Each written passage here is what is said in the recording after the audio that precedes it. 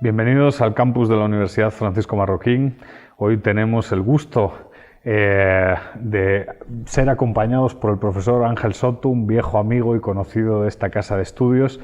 Y bueno, voy a dedicar unos breves segundos a presentar la amplia y prolífica carrera del profesor Soto, ¿no? El profesor Soto es doctor en Historia, es profesor en la Universidad de los Andes, director del programa de doctorado en la Universidad de San Sebastián, un programa innovador en estudios doctorales en el campo de la historia, y ha desarrollado una amplísima carrera coordinando publicaciones, publicando. Uno de sus últimos trabajos es el monumental Historia de Chile, que va por 2 volúmenes, pero todavía quedan muchos más.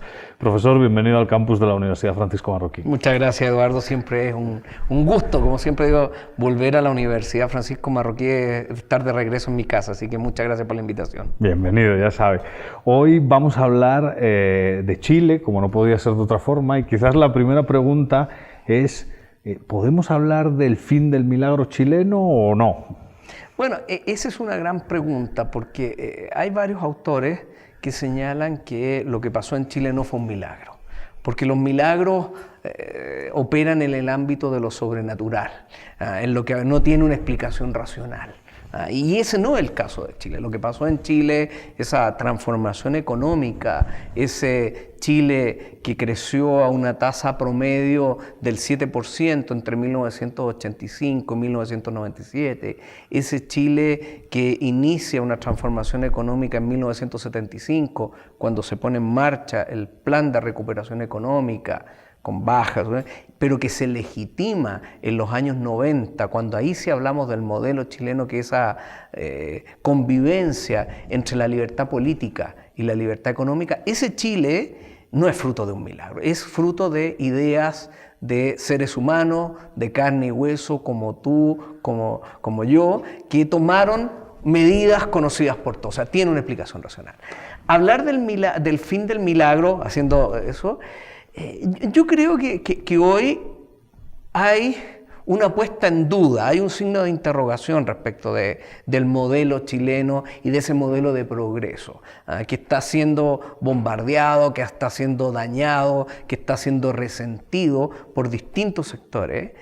Pero un fin, todavía yo me atrevería a plantear un signo de interrogación, especialmente, Eduardo, viendo de cara lo que se va a venir en un par de meses más, en noviembre de este año, cuando sean las elecciones presidenciales. Claro. Entonces, porque hablar del fin del modelo implicaría un consenso de la sociedad chilena respecto de esos principios y esos valores que le dieron el sustento. Y ahí yo no estoy tan convencido que haya una ruptura tan fuerte, mayoritaria, de ese consenso en Chile. Había un deterioro del consenso, ciertamente, claro, que fue el que lo legitimó, pero no estoy tan convencido que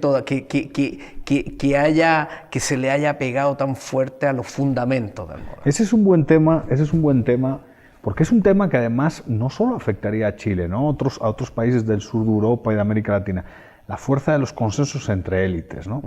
Y dado que ha puesto sobre la mesa ese tema, ¿quién ha empezado a erosionar ese consenso? Es cierto que probablemente no haya desaparecido o quebrado el consenso, pero ¿quién cree usted que ha comenzado a erosionar ese consenso que tan buenos resultados ha dado a Chile como nación y bueno, y a todos los individuos que componen y que viven cotidianamente en ese país, ¿no? Bueno, yo creo que Chile es interesante porque el término del fin de la democracia en 1973 fue producto de la ruptura de los consensos. El último de los consensos que se rompe es que en 1973 nadie cree en la democracia. Pero al mismo tiempo, el retorno a la democracia se produce por la construcción de un nuevo consenso. Y ese consenso es el que permite la convivencia y la legitimidad de ese Chile de los años 90, en donde va conviviendo la libertad económica con la libertad política y poco a poco se van adquiriendo libertades humanas en otros ámbitos. Un consenso que te diría que hasta fines de los 90 va a estar bastante estable, pero donde yo diría que se va incubando en el ámbito intelectual.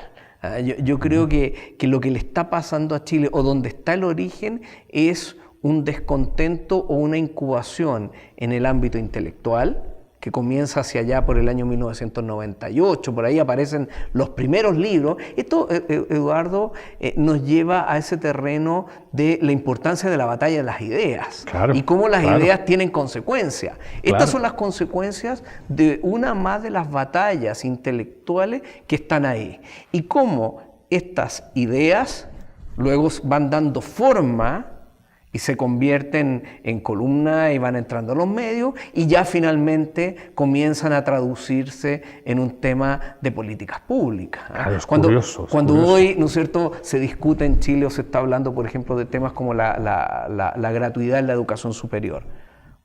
Esa era una discusión de élites intelectuales de los años 2000. De comienzos del año 2000. Entonces, primero empieza por el mundo intelectual y progresivamente va permeando toda la sociedad y todas las estructuras. Es el clásico ejemplo, ¿no es cierto?, de que las ideas tienen consecuencias. Cabal. Y cómo estas ideas que de repente parecen discusiones, ¿no es cierto?, entre académicos en sus aulas y en sus libros, finalmente se traducen. Sí, y un poco, ya que van a venir unas próximas elecciones, ¿no?, a finales de este año, ¿cómo está el ambiente, no? O sea, ¿cómo es el ambiente? ¿Quién tiene opciones, pues, de ganar? ¿Cómo podríamos describir para nuestros televidentes el ambiente previo a las elecciones en Chile? Bueno, yo soy historiador, claro. Y si bien creo que el ser humano, los historiadores estudiamos al hombre en el tiempo, y el tiempo es pasado, presente y futuro, y por lo mucho que me gusta hacer prospectiva, aquí voy a hablar del historiador que no hace tanta prospectiva, y la primera respuesta es que no lo podemos saber qué va a pasar en noviembre. Pero sí, uno podría hablar a raíz de lo que hoy están arrojando las encuestas de opinión. A la clásica pregunta, ¿quién cree usted que va a ser el próximo presidente de la República? El 50% contesta que va a ser el expresidente Sebastián Piñera. En materia de encuesta, el expresidente Sebastián Piñera lleva el liderazgo con un 24% aproximadamente. Lo sigue el candidato de la nueva mayoría, que es la continuidad de Bachelet, Alejandro Guillier, con un 15%, 14% y a la baja, y luego vienen otros candidatos.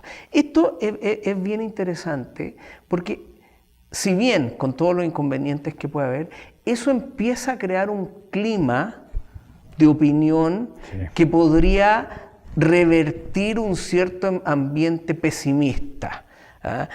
Uno lo mira hasta hace poco, cuando el expresidente Piñera finalmente confirma su decisión de participar, va a participar en primaria, de ser candidato. Bueno, la bolsa comienza a recuperarse, hay otra vez un clima. Entonces, en ese sentido, hay un clima de opinión que lo que puede venir con un eventual gobierno de Sebastián Piñera puede ir bien. ¿Por qué? Porque además ya está probado lo que hizo. Claro.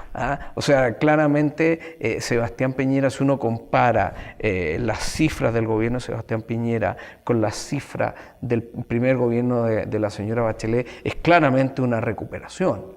O sea, hay certeza de que tiene claridad en lo que hay que hacer, en cuáles son las políticas que van a hacer. Y además hay una cosa que también no es menor, es la experiencia de ya haber estado en el gobierno y sus cuadros. Claro. Porque no hay que olvidar que Sebastián Piñera llega al poder con la derecha en el 2010, y el último gobernante de derecha que había tenido Chile había sido desde 1958, con el paréntesis de la dictadura de Pinochet. Entonces, en ese sentido, hay un clima de opinión expectante. Sabemos que en política una semana puede pasar grandes cosas, vamos a ver qué va a pasar en la primaria, pero en ese sentido yo creo que hay un clima expectante, y podría haber una cierta, ¿no es cierto?, tendencia a que a partir de marzo del próximo año podría Chile recuperar una zona de crecimiento. Chile hoy día está creciendo al 1.7, 1.8. Piñera ha prometido que puede duplicar el crecimiento. Así que, por lo menos yo diría, hay un clima de optimismo en ese sentido, pero hay que esperar las primarias de julio próximo. Ok, pues se nos ha pasado el tiempo, la verdad es que rapidísimo, 3 preguntas, pero bueno, charlar con el profesor Soto, como ven, es un verdadero placer. Muchas gracias por la cápsula, por haber participado y visitarnos durante estos días. Muchas gracias, Eduardo. Y a ustedes, hasta la próxima.